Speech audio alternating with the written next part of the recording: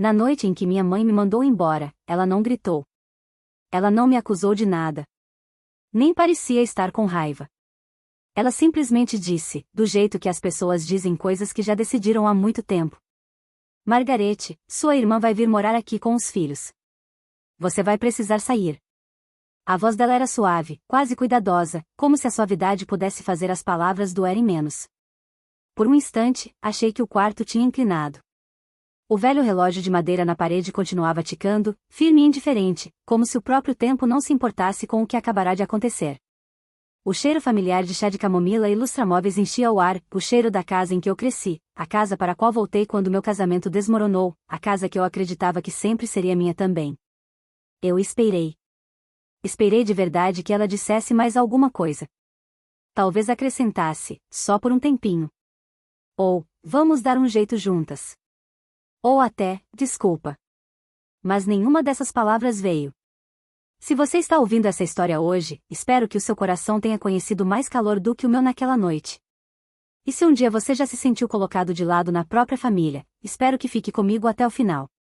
Por favor, considere se inscrever, não só para apoiar o canal, mas para que histórias como a nossa, histórias silenciosas de resistência e dignidade, continuem sendo contadas. Meu nome é Margarete Volman. Tenho 35 anos. E esta é a história de como minha própria mãe me pediu para deixar minha casa, e de como, apenas 2 dias depois, tudo que eu achava que sabia sobre minha família mudou para sempre. Eu morei naquela casa quase toda a minha vida. Não era uma casa grandiosa, apenas uma casinha modesta de 2 andares numa rua estreita, com escadas que rangiam e janelas que tremiam com o vento do inverno. Mas estava cheia de memórias. Meu pai consertando a cerca no jardim. Minha mãe assando pão aos domingos. Minha irmã rindo alto, sempre mais alto do que o necessário. Depois do meu divórcio, há 6 anos, voltei temporariamente. Foi o que dissemos uma para a outra. Eu tinha acabado de fazer 29 anos. Meu casamento terminou em silêncio, sem traição nem gritos, apenas a lenta constatação de que o amor, sozinho, nem sempre sobrevive às pressões da vida. Minha mãe me recebeu de braços abertos na época. Disse que seria bom para as duas. E, de muitas formas, foi. Encontrei um emprego fixo no escritório de seguros local. Pagava metade das contas da casa. Cozinhava quase todas as noites. Limpava a casa, cuidava da papelada, levava minha mãe ao médico e ficava ao lado dela nas longas tardes em que os joelhos doíam demais para ela se mexer. Viramos uma rotina. Confortável. Previsível. Minha irmã, Ingrid, sempre foi muito diferente de mim. Onde eu era quieta, ela era barulhenta. Onde eu planejava, ela improvisava. Casou jovem, divorciou jovem, casou de novo e divorciou de novo. Teve 2 filhos de 2 casamentos diferentes e uma capacidade infinita de cair de pé, geralmente se apoiando em alguém. Ela morava em outra cidade, mas nunca estava longe de espírito. A cada poucos meses, vinha um telefonema. Uma crise. Uma reclamação. Um pedido que soava perigosamente como exigência. E minha mãe sempre escutava. Então, quando ela me disse que Ingrid ia se mudar, eu não deveria ter me surpreendido. Mas me surpreendi. Porque ninguém tinha falado comigo sobre isso. Nem antes. Nem com delicadeza. Nem de forma alguma.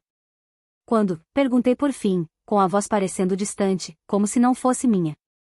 Amanhã, disse minha mãe. Ou depois de amanhã. Ela está passando por dificuldades. Dificuldades.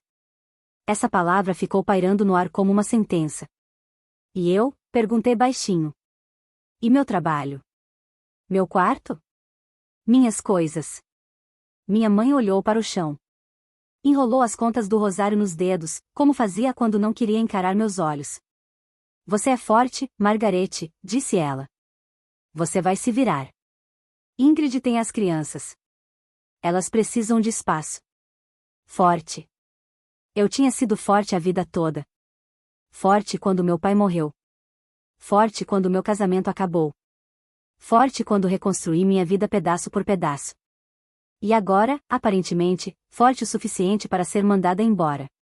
Naquela noite, deitei na cama da minha infância olhando para o teto, traçando as rachaduras que eu decorara quando era menina.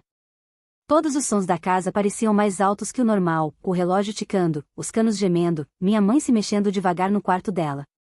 Eu não chorei. Ainda não. De manhã, arrumei as malas em silêncio. Uma mala para roupas. Uma caixa para documentos. Outra caixa para memórias que eu não conseguia jogar fora. Minha mãe ficava rondando na cozinha, fingindo estar ocupada, me oferecendo chá que eu não queria. Vou ficar na casa de uma amiga por enquanto, disse eu. Até encontrar algo.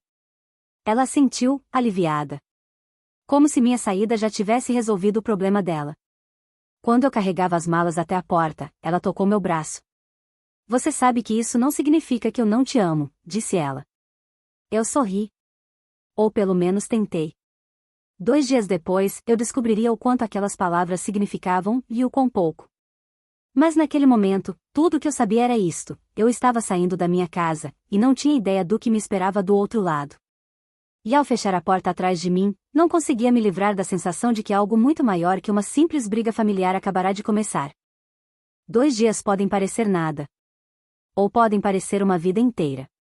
Você já reparou como as pessoas decidem rapidinho o seu lugar no mundo delas assim que você não está mais na frente delas?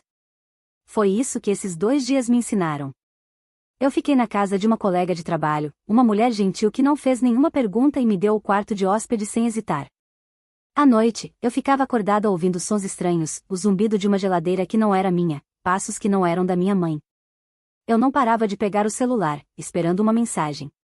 Algo como volta pra casa. Ou até você está bem? Nada veio. Na segunda manhã, enquanto eu mexia um café frio na mesinha da cozinha, o celular finalmente tocou. Não era minha mãe. Era uma vizinha. A voz dela era hesitante, daquele jeito que as pessoas falam quando não sabem se deveriam abrir a boca. Margarete. Achei que você devia saber, ela disse. Sua irmã se mudou para aí. Ontem. As crianças também. Eu fechei os olhos. Eu sei, respondi baixinho. Minha mãe me contou. Houve uma pausa na linha. Não era isso que eu queria dizer, ela continuou. Elas não só se mudaram. Elas mudaram as coisas.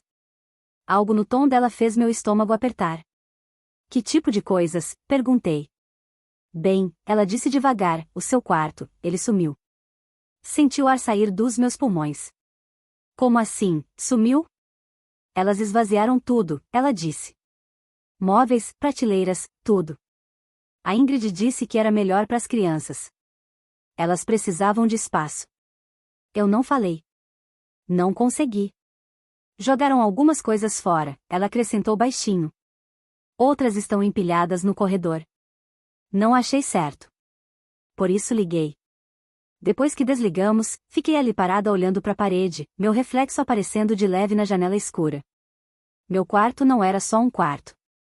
Era o último lugar que ainda era meu. A última prova de que eu pertencia a algum lugar. E agora, até isso tinha sido apagado. No trabalho, eu passei o dia como uma sombra. Sorria quando falavam comigo. Respondia e-mails. Balançava a cabeça nas reuniões. Mas por dentro, algo estava rachando, não alto, não de forma dramática, só baixinho o suficiente para ninguém mais ouvir. Naquela tarde, recebi uma mensagem da minha mãe. A gente tem estado ocupado instalando as crianças, ela escreveu. Espero que você entenda. Entenda. Fiquei olhando para aquela palavra por um tempo longo antes de largar o celular. Naquela noite, tomei uma decisão. Não anunciei. Não pedi permissão. Só soube que, se eu não visse com os meus próprios olhos, nunca ia parar de me perguntar. Voltei para casa. O jardim já parecia diferente. Brinquedos espalhados pelo gramado. Um escorregador pequeno de plástico encostado na cerca que meu pai tinha consertado uma vez. A porta da frente, que sempre rangia de um jeito familiar, agora estava escancarada. Dentro, o barulho me acertou primeiro. Crianças gritando. Televisão ligada alto com desenhos. A voz da Ingrid subindo acima de tudo, afiada e mandona. Ela me viu assim que eu entrei. Ah, ela disse, claramente surpresa. Você veio. Eu olhei além dela. O corredor estava lotado de caixas. Minhas caixas. Etiquetadas com a minha letra. Algumas abertas, o conteúdo derramado de qualquer jeito. O que vocês fizeram? Perguntei, a voz mal se segurando. A Ingrid deu de ombros. A gente precisava de espaço. Você não estava usando. Eu não estava usando porque você me mandou sair, eu disse. Ela suspirou de forma exagerada. Margarete, não complica mais do que já está. Essa frase exata, pode soar familiar para alguns de vocês que estão ouvindo. É aquela que as pessoas usam quando querem que você pare de se defender. Minha mãe apareceu então, ficando atrás da Ingrid, o rosto cansado e marcado. A gente teve que abrir espaço, ela disse baixinho. As crianças vão ficar no seu antigo quarto. Vocês perguntaram antes de jogar minhas coisas fora? Perguntei. Ela não respondeu. Eu andei pelo corredor, o coração batendo forte a cada passo. Quando cheguei no que antes era o meu quarto, parei. A porta ainda estava lá. Mas tudo mais era diferente. Minha cama tinha sumido. Minha escrivaninha tinha sumido. As cortinas que eu mesma costurei tinham sumido. No lugar, beliches cobertos com lençóis de plástico coloridos e brinquedos empilhados contra as paredes. Uma das crianças me olhou curiosa.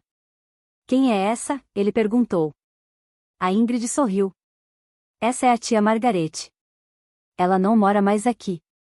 Senti algo mudar dentro de mim naquele momento. Não raiva. Ainda não. Algo mais frio. Algo mais claro. Voltei para minha mãe. Vocês nem esperaram eu encontrar um lugar, eu disse. Nem me avisaram. Ela torcia as mãos. Você é adulta, ela respondeu. Você vai ficar bem. Bem. Essa palavra de novo. Sempre usada quando alguém quer ignorar a sua dor. Eu me abaixei e abri uma das caixas no corredor. Dentro tinham meus documentos pessoais. Cartas. Papéis importantes. Alguns dobrados. Alguns rasgados. Cadê o resto de tudo? Perguntei. A Ingrid olhou pro lado. Algumas coisas estavam velhas, ela disse. A gente jogou fora. Minha garganta apertou. Vocês jogaram minhas coisas fora, repeti. Eram só coisas, ela retrucou. Você pode comprar outras. Naquela noite, eu saí sem levantar a voz. Sem fazer escândalo. Sem pedir nada. Mas algo mais aconteceu naquela noite, algo que ninguém notou na hora. Quando eu estava saindo, vi uma pasta saindo de um dos sacos de lixo perto do portão. O vento tinha aberto um pouco, o suficiente para um envelope familiar escorregar pela metade. Eu peguei. Dentro tinham documentos que eu não via há anos. Papéis legais. Cartas antigas. E algo mais, algo que fez minhas mãos tremerem enquanto eu lia sob a luz do poste. Eu não vou contar ainda o que aqueles papéis diziam. Mas vou dizer isso, eles explicavam tudo. Porque minha mãe estava tão decidida de repente. Porque a Ingrid estava tão confiante. Porque eu era considerada descartável. Eu levei a pasta comigo. Naquela noite, eu não dormi. Li cada página devagar, com cuidado, como se correr pudesse fazer a verdade sumir. E a cada frase, o quadro ficava mais claro. A casa. As decisões. O timing. Nada era por acaso. De manhã, minha tristeza tinha virado determinação. Pela primeira vez em anos, eu não estava me perguntando por que isso estava acontecendo. Eu estava me perguntando algo bem mais perigoso. O que eu vou fazer sobre isso? Se você está ouvindo agora, me diz com toda honestidade, o que você faria no meu lugar? Iria embora quietinho? Ou ia lutar pelo seu chão, mesmo que isso significasse virar a própria família contra você? Porque o que eu fiz em seguida mudou tudo. Naquela noite, eu não dormi. Nem por um momento. Sentei-me à pequena mesa emprestada, a pasta aberta à minha frente, lendo as mesmas páginas vezes sem conta até que as palavras parassem de tremer nas minhas mãos. Lá fora, a cidade estava quieta, envolta na calmaria do início da manhã, mas dentro de mim algo finalmente havia despertado. A verdade era simples. E essa simplicidade a tornava insuportável. Anos atrás, após a morte do meu pai, foi assinado um acordo legal. A minha mãe recebeu o direito de viver na casa pelo resto da vida. Mas a propriedade foi dividida. Metade da casa, as paredes onde cresci, o jardim que o meu pai um dia cuidou, foi colocada em meu nome. Meu. Não da Ingrid. Não das crianças. Meu. Não senti nenhum arrebatamento de vitória ao ler aqueles documentos. Nenhum senso de triunfo. Apenas uma dor lenta e profunda, não pela casa, mas pelos anos que vivi acreditando que era apenas tolerada. A minha mãe sabia. Ela sabia quando me pediu para sair. Ela sabia quando esvaziaram o meu quarto. Ela sabia quando as minhas coisas foram tratadas como trastes em vez de memórias. Quando o amanhecer chegou, as minhas lágrimas já tinham secado. O que veio em seu lugar foi mais quieto, mais firme e muito mais poderoso. Determinação. Naquela manhã, fui trabalhar como se nada tivesse acontecido. Atendi chamadas. Completei relatórios. Sorri educadamente para colegas que não faziam ideia de que a minha vida havia mudado por completo. Eu precisava dessa normalidade. Ela me lembrava que eu ainda estava de pé. Depois do trabalho, fiz uma ligação que nunca pensei que faria. Para um advogado. Ele ouviu com atenção enquanto eu explicava tudo, a expulsão, os documentos, o silêncio, a traição. Quando terminei, ele respirou fundo. Senhora Volman, disse ele com delicadeza, a senhora foi tratada de forma injusta. E tem todo o direito de se proteger. 2 dias depois, voltei à casa.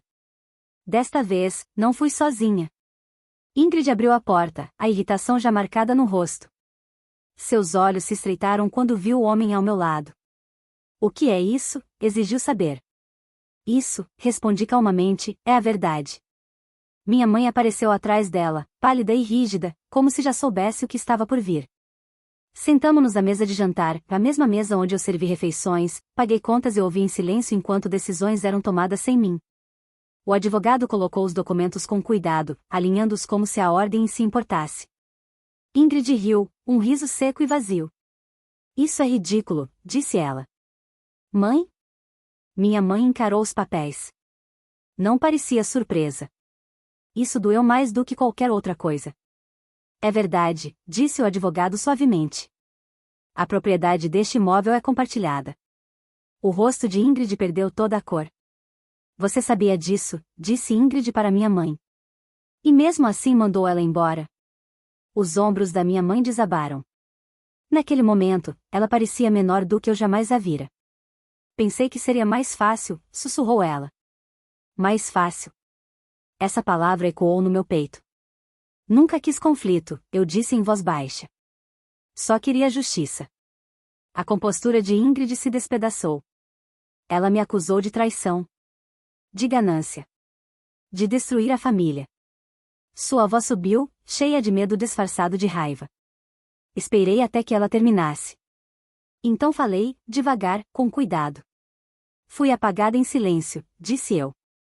E ninguém impediu. O advogado explicou as opções. Com calma. Com clareza. Não havia caminho que permitisse que tudo permanecesse igual. A casa seria vendida. Minha mãe seria amparada. Ingrid teria tempo para se mudar. E eu receberia a minha parte legítima. Não houve gritos depois disso. Apenas silêncio. As semanas que se seguiram foram pesadas. Conversas dolorosas. Longas pausas. Eu lamentei a casa, mas mais do que isso, lamentei a ilusão de que o sacrifício sozinho poderia conquistar amor. Quando a casa foi finalmente vendida, fiquei parada do outro lado da rua uma última vez. As janelas refletiam o céu como sempre fizeram. O jardim parecia menor do que eu lembrava.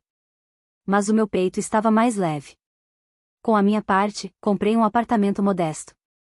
Nada extravagante. Apenas o suficiente. A luz da manhã enchia a cozinha. As noites eram tranquilas. Nenhum passo acima de mim. Nenhuma tensão nas paredes. Pela primeira vez em anos, eu me sentia permanente. Meu relacionamento com a minha mãe mudou. Tornou-se cauteloso. Honesto. Não mais baseado em resistência silenciosa. Ingrid parou de falar comigo por completo. E tudo bem. Porque aprendi aos 35 anos algo que muitas pessoas nunca aprendem. Bondade não deveria custar o seu lugar no mundo. Força não exige silêncio. E família nunca deveria exigir o seu desaparecimento. Se você ouviu a minha história e sentiu algo se mexer dentro de você, talvez uma memória, talvez uma percepção, saiba disto, nunca é tarde demais para ficar onde você pertence. Se esta história tocou você, por favor, compartilhe os seus pensamentos nos comentários. Eu leio cada um. E se quiser ouvir mais histórias como esta, histórias de dignidade, verdade e coragem silenciosa, considere se inscrever. Obrigada por escutar.